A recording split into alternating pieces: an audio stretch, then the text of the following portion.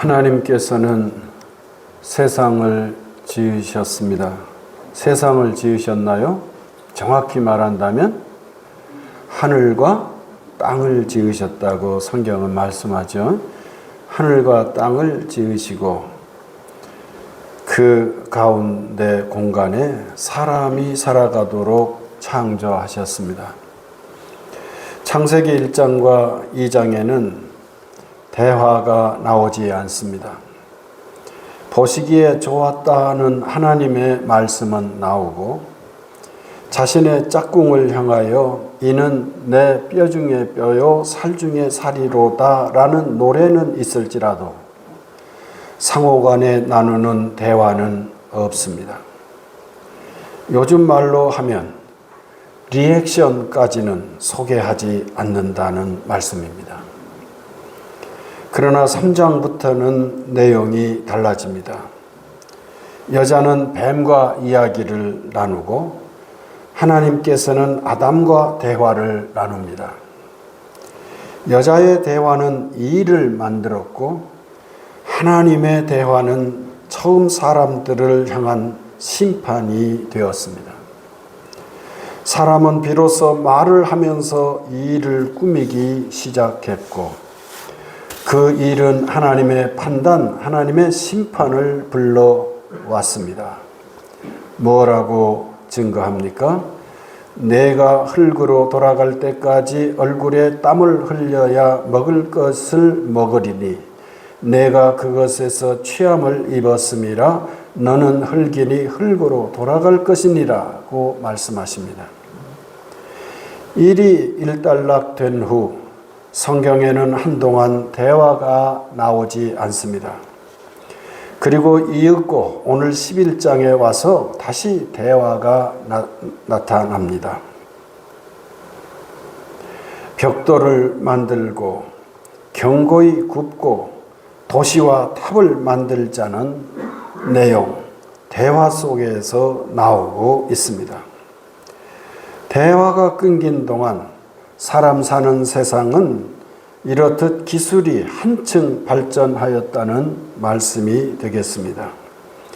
그들은 이것을 두고 많은 대화를 나누었다는 의미도 새길 수 있겠습니다. 그리고 우리들은 그들이 대화를 나누기 시작할 때 왠지 불안한 느낌을 금할 수 없습니다. 왜냐하면 앞에서도 사람이 대화하면서 일을 꾸몄기 때문입니다.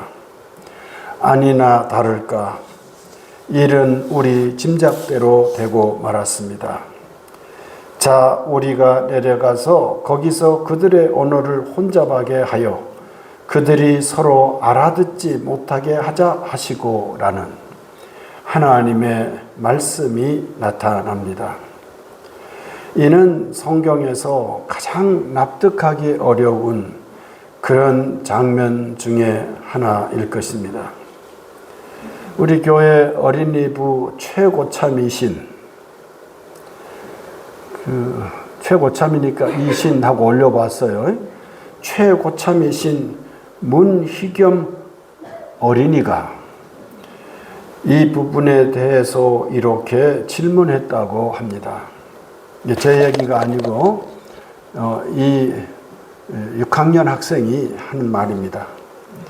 바벨탑의 역사적 현실성과 과학적 가능성, 언어의 흩어짐과 언어의 기원에 대한 물음이 생겨나는 장면입니다.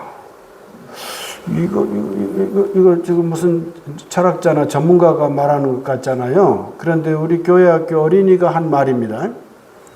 바벨탑의 역사적 현실성과 과학적 가능성, 언어의 흩어짐과 언어의 기원에 대한 물음이 생겨나는 장면이다. 이 어린이가 커서 뭐가 되려는지 모르겠어요. 선생님들이 깜짝 놀라가지고 저한테 질문을 했는데 저 또한 여러분들이 알아서 하십시오 하고 되돌렸습니다. 그 어린 생명이 궁금해하는 것처럼 역사적인 근거가 있을까? 과연 얼마 정도의 과학적 기술력이 그들이 있었던 것일까? 그리고 과연 인간의 언어는 도대체 무엇일까? 이렇게 그 어린 생명도 궁금해 여기는, 그리고 우리도 공감할 수밖에 없는 이런 질문이 이어질 수밖에 없는 장면이라고 하겠습니다. 그러나 성도 여러분, 실상 성경은 우리들의 이런 궁금증을 해소하도록 여지를 주지는 않습니다. 오히려 인간은 말을 주고받으면서 하나님으로부터 멀어진다는 점을 주목하도록 한다는 점입니다. 사람들이 말을 하지 않으면 세상은 조용하지만 입을 열기 시작할 때 그것은 작당이 되고 세상은 거칠어만진다는 것, 그 현실을 오늘 성경은 보여주려는 것이라는 점입니다. 우리가 여기서 정말이지 보아야 할 내용은 이것입니다. 사람들은 대화를 나누며 독립된 존재가 되기를 원했다는 것 말입니다. 지으신 분과의 대화는 끊겨지고 이웃과의 대화는 늘려가면서 그들은 급기야 그들의 이름을 내려고 했다는 것입니다. 이름을 짓는 주도권을 사람이 행사하여 창조주 하나님의 그늘에서 벗어나려는 행위였다는 것입니다. 자기 주도적인 삶을 추구했던 저 태고적의 움직임, 이것이 바로 오늘 창세기 11장이 보여주는 점이라는 것입니다. 저들의 몸짓이 끝내 어떻게 되었는지 눈앞에 그림처럼 그려주고 있습니다. 이 비극적인 서사는 사도행전 성령 강림으로 실마리가 풀리기까지 줄기차게 이어졌고 오늘까지도 그 여운은 가시지 않고 있습니다. 그 여운이 가시지 않는다는 것은 제가 아주 오래전부터 미국 교회의 영향을 받은 것 같은데요. 이제 우리 사회는 성숙한 사회가 될 것입니다. 그랬어요. 저희가 신학교에서 처음 그 신학 훈련을 받을 때 정말 아무것도 모르는 그런 철부지 같은 때에 우리 선생님들은 우리가 살아야 할 세상을 가리켜서 성숙한 사회가 될 것이라고, 그리고 여러분들이 받는 이 훈련은 그것에 대한 대비책이 될 것이라고 그렇게 가르쳤습니다. 그러면서 영어로 말하기를 come of age라고 말하였습니다. 근데 저는 지금까지도 성숙한 사회라고 말할 때 come of age라는 것을 괄호 열고 표현하는 것을 그때 선생님들을 통해서 배운 관행을 따라 해보려 합니다. 그런데 그게 문법적으로 왜 그게 성숙하다는 의미가 되는지를 아직도 명확히 모르고 있습니다. 교우들 중에 아시는 분이 있으면 설명해 주면 좋겠습니다. 인간은 이렇게 자기가 쓰는 언어에도 분명하지 않을 뿐만 아니라 다른 이들이 쓰는 언어에 대해서는 더구나 벽을 느끼는 그런 경우를 지금까지 이어오고 있기 때문에 하는 표현입니다. 그러나 가만히 헤아려 보면 이렇게 언어의 장벽 혹은 언어를 통해서 우리가 경험하는 장애는 사람들의 결속력을 무력하게 하려는 하나님의 세심한 고안이었다고 해야 옳을 것입니다. 성도님들, 종교개혁 운동은 우리에게 양날 가진 칼이었다고 생각합니다. 우선은 거대한 종교 권력을 향한 운동적 있는 칼이었지만 동시에 자신들을 겨누는 것도 되었기 때문입니다. 그런 까닭에 개혁된 교회는 늘상 개혁해야 한다는 그런 말을 하게 되었습니다. 만일 계속 개혁하지 못한다면 우리가 보는 창세기의 말씀은 우리의 이야기가 될 것이라는 점입니다. 사람들이 나누는 수많은 말들은 하나님의 면전에서 판단을 받게 될 것입니다. 오늘날 교회를 향한 세상의 평판은 차갑고 우리들의 신앙은 우리 이전의 믿음의 선진들에 비하면 미치지 못하는 것이 바로 그 징조라고 생각합니다. 성도 여러분, 우리들의 살림살이는 이전에 비해 얼마나 나아졌습니까?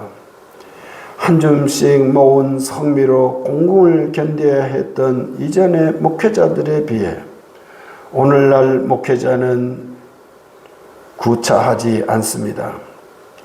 교우들의 실력은 얼마나 눈부신지 모릅니다. 그야말로 사회는 성숙해졌고 교회는 이전에 없던 힘도 생겼습니다. 그럼에도 사회는 퇴행하는 것 같고 교회는 역설적으로 무력하기만 합니다. 왜 이러할까요? 성도님들, 조금 어려운 이야기를 한 것 같습니다만은 어느 목사님의 이야기를 조금 더 드리고 싶습니다. 우리 강원도 홍천 동면에서 목회하는 아주 귀한 목회자의 이야기입니다. 이분이 어린 시절 목사님의 아들로 자라고 있을 때 아마 그분의 그 직접적인 표현을 제가 기억하는 것 같은데요. 아마 6살쯤이었던 것 같습니다. 그럴 때 교우들이 교회에 오면서 무언가 싸들고 와서 사모님에게, 어머니에게 전해주면 그것이 자신들의 먹거리가 되었고 교우들이 한 줌씩 모아준 그 쌀은 자기들의 양식이 되더라는 것입니다. 근데 이분이 철이 이른 시절에 났는지 6살 어린이의 눈에 그것이 이상스럽게 부자연스럽게 보이더라는 것입니다. 그리고 그의 표현을 조금 과하게 전한다면 부끄럽기까지 하더라는 것입니다. 그리고 어느 날 자기 아버지에게, 즉 목사님에게 후일에 제가 목회한다면 저는 얻어먹는 목회를 하지 않겠습니다 라고 말을 했다는 거예요. 그리고 말이 씨가 되었는지 그는 나중에 목사가 되었고, 그리고 그 어린 시절의 추억은 그가 전도사로 처음 목회하던 교회에 이어지게 되더라는 것입니다. 그가 천연병 전도사로서 교역자로서 정선의 산골교회에 이르렀을 때 교회는 얻어먹는 일조차도 충분하지 않을 정도로 공공한 상황이었다고 합니다. 교우가 많지 않으니까요. 그런데 이웃집 살던 어떤 어르신 한 분이 어느 날 이른 새벽에 자기에게 와서 전도사 양반 먹고는 사는가 하며 쌀 한 말을 주고 가시더라는 겁니다. 그 한 말의 쌀, 교우들로부터는 그조차도 만족스럽게 전달되지 못하던 순간에 그것은 아주 놀라운 은총이었지만 자기 어린 시절에 그때 그 기억이 되살아나는 장면이었다고 합니다. 나는 만약에 교역자가 된다면 얻어먹는 목회는 하지 않겠다고 다짐했던 것 아닌가. 이제 교회도 나오지 않는 이웃집 어르신으로부터 쌀을까지 얻어먹어야 하나. 우리 요즘 말로 하면 자괴감이라고 하는가요? 자괴감이 들면서 나는 자급하는 목회자가 되리라 작정했는데 이 일은 참으로 공교롭게 교우 여러분, 모름지기 예수님을 믿는 사람들은 말을 잘해야 된다고 믿습니다. 이 목사님의 경우는 자기가 말하는 대로 되고 있기 때문입니다. 나는 농사 지으면서 목회하리라. 내가 먹는 식량은 내가 농사 지어서 먹어야겠다. 이런 생각을 하는 순간 뜻밖에도 한 교우로부터 농사 짓지 않겠습니까? 제가 남는 땅이 있는데 그것을 활용해 보십시오 라는 제안이 있었고, 동면에서 목회하는 동안에는 그것이 수천 평으로 늘었다는 것입니다. 목사님은 단순히 농사 짓는 것을 넘어서서 환경과 창조 질서를 생각하면서 그는 무농약 혹은 유기농, 친환경 농법을 그 일들을 감당하면서 지금은 온 교우들과 함께 도농 연계를 추구하는 그야말로 멋진 목회를 감당하고 있는 목사가 되었습니다. 이 목사님의 사역은 특별한 것이어서 그 사역을 다른 이들과 함께 연구하는 연구자가 까지 있게 되었고, 그 연구자는 최근에 논문 속에 이 목사님의 일화를 소개하고 있었습니다. 저는 그 연구자의 글 중에 이렇게 목사님을 소개하는, 나는 아버지처럼 얻어먹는 목회를 하지 않겠노라, 이렇게 다짐하고 그 대안적 작업을 해 가시는 이 목사님을 소개하는 그 글을 딱 읽는 순간, 그분은 성공적으로 목회 사역을 감당하는 예외적인 경우이지만 오늘날 목회자들의 심정을 대변하는 어구로 와 닿았습니다. 오늘날, 아니 이전에도 그러했겠지만은 이전에는 상황이 여의치 않아서 그러하지 못했습니다마는 오늘날 목회자들은 교우들의 그늘로부터 벗어나려는, 아무리 좋은 뜻이라도 교우들로부터 얻어먹는 것 같은 목회는 하지 않으리라 작정하는 것 같습니다. 목사님들은 교우들로부터 독립하려 하고 자존감을 회복하려 하고, 그래서 한 줌씩 한 줌씩 그렇게 얻어먹는 것 같은 그런 목회는 하지 않으리라, 당당한 목회를 하리라, 이렇게 생각하는 것 같습니다. 그리고 그러한 생각이 바탕에 깔려 교회의 일들이 이어지면서 한국 교회는 왠지 모르게 본래의 진정성, 목회의 복음의 순수함을 잃어버리고 있는 것이 아닌가 생각하는 것입니다. 반대 급부로 교우들은 또 어떠합니까? 목사님들의 그늘에서 벗어나는 것이 참으로 교회의 본질이라고 생각하는 그런 교우들이 많아지는 것 같습니다. 제가 이전에 목회하던 교회는 그야말로 평신도 중심의 교회라는 것을 표방하고 교회의 기치를 열었습니다. 영광교회, 그리고 전제적인 리더십을 지닌 목회자로부터 벗어나는 것, 그것이 복음인 것으로 생각했고, 그리고 이제는 목회자는 하나의 조력자일 뿐, 교회가 주인이 있다면 그 주인은 우리들이라고 거침없이 말하는 그런 교회였습니다. 교우 여러분들은 상상하기 어려울 줄 압니다. 교회의 주인이 교우들이라는 것에 대해서 제가 배척하지 않습니다. 반대하지 않는다는 것입니다.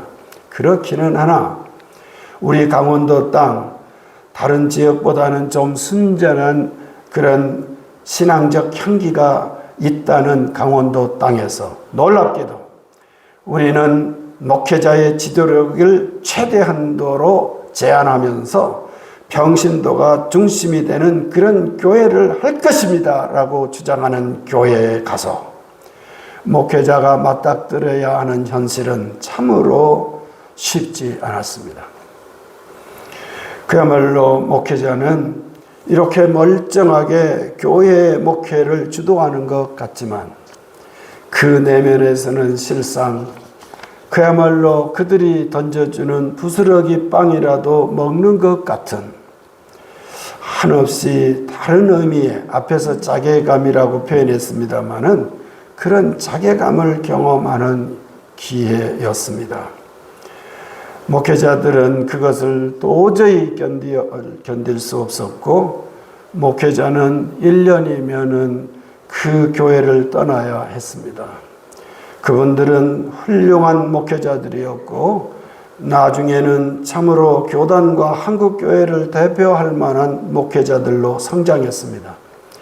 그들은 무능하지 않은 목사님들이었습니다. 세 번째로 간 저는 무려 놀랍게도 그들이 1년간 버티던 교회를 13년이나 버텼는데 그때 이웃 교회 목사님들은 저를 가리켜 한없이 무능하다고 말하였습니다. 한없이 무능하고 얻어먹는 데 익숙하기 때문에 물론 직설적으로 이런 표현은 하지 않았지만 내용인즉슨 그런 것이었습니다. 한없이 무능하고 얻어먹을 줄 아는 목사이기에 그는 저 교회에서 13년을 버티고 이제 교동교회로 이임한다고 조금은 웃었습니다. 그러나 성도 여러분, 일은 꼭 그러한 것은 아닐 것입니다. 저는 목회자가 자기 주도적이 되는 것도 하나님의 뜻이 아니라고 생각합니다. 교우들이 또한 자기 주도적이 되는 것도 하나님의 뜻이 아니라고 생각합니다. 아니, 하나님께서는 우리가 주도적인 존재가 되는 것을 찬성하십니다. 하나님께서는 우리로 하여금 지으신 세상을 동산지기가 되어 청지기가 되어 주도적으로 관리하도록 부르셨다는 점에서는 맞습니다. 그러나 하나님 없이 사람들끼리만 대화하며 주도하는 그런 문화까지 허락하지 않았다는 점은 분명합니다. 오늘 바울 사도는 그의 깊은 마음을 따라 증거합니다. 그러므로 내가 그리스도를 위하여 약한 것들과 능력과 궁핍과 박해와 공고를 기뻐하노니 이는 약할 그때 내가 강함이라고 확언하고 있습니다. 주님의 능력이 머무는 방식이 어떠한지를 보여주는 아마 사도께서 남기신 말씀 많습니다마는 저는 최고로 신앙이 깊은 이라고 한다면 자신이 목회자이든 자신이 성도이든 상관없이 누구이든지 간에 그가 정말 진실로 그리스도인이라고 한다면 적어도 이 말씀은 아니 주도적인 인간을 찬양하는 것 같은 이 세태의 문화 속에서 살아가는 현대 그리스도인들은 일수록 모두 다 이 말씀 앞에 머물러야 한다고 생각합니다. 성도 여러분 보십시오. 바울 사도가 자기를 자랑하는 것이 무엇입니까?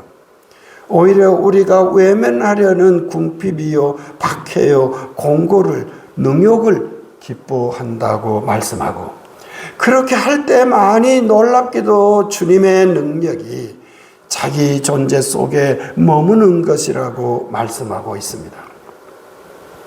이 내용은 우리들에게 큰 지혜를 증거합니다. 예수님을 쫓아가려는 이들이 유념할 내용인 줄 믿습니다. 얻어먹는 걸 부끄러워하는 목회자, 그리고 목회자의 그늘에서 벗어나려는 교우들, 그런 교우들을 돕는 언론 매체, 그런 연구 자료들, 요즘은 유튜브 얼마나 많은지 모르겠습니다. 이런 것들 속에서 피차 주도권을 행사하려는 때 놀랍게도 교회는 약해지고 우리 모두는 주님으로부터 멀어지고 있음을 실감합니다. 주님의 식탁에서 은혜의 부스러기라도 마다하지 않을 수 있는 그런 그리스도인을 꿈꾸면서 우리 함께 주님의 식탁에 참여하기를 원합니다. 이것이 곧 큰 지혜임을, 주님의 식탁에서 떨어지는 부스러기라도 먹으려는 그런 존재가 진실로 큰 지혜를 지닌 주님의 사랑받는 지혜자임을 기억하시며 오늘은 주의 식탁에 이르시기를 소원합니다. 이 식탁은 이런 뜻으로 주님께서 친히 마련하신 식탁입니다. 주님의 말씀입니다. 내가 너희에게 전한 것은 주께 받은 것이니 곧 주 예수께서 잡히시던 밤에 떡을 가지사 축사하시고 떼어 이르시되 이것은 너희를 위하는 내 몸이니 이것을 행하여 나를 기념하라 하시고 식후에 또한 그와 같이 잔을 가지시고 이르시되 이 잔은 내 피로 세운 새 언약이니 이것을 행하여 마실 때마다 나를 기념하라 하셨으니 너희가 이 떡을 먹으며 이 잔을 마실 때마다 주의 죽으심을 그가 오실 때까지 전하는 것이니라. 고린도전서 11장 23절부터 26절까지의 말씀입니다. 주님은 이 식탁에 보혜사 성령님을 약속하셨습니다. 성령 하나님께서 이 식탁에 머무시기를, 임재하시기를 기도하겠습니다. 거룩하신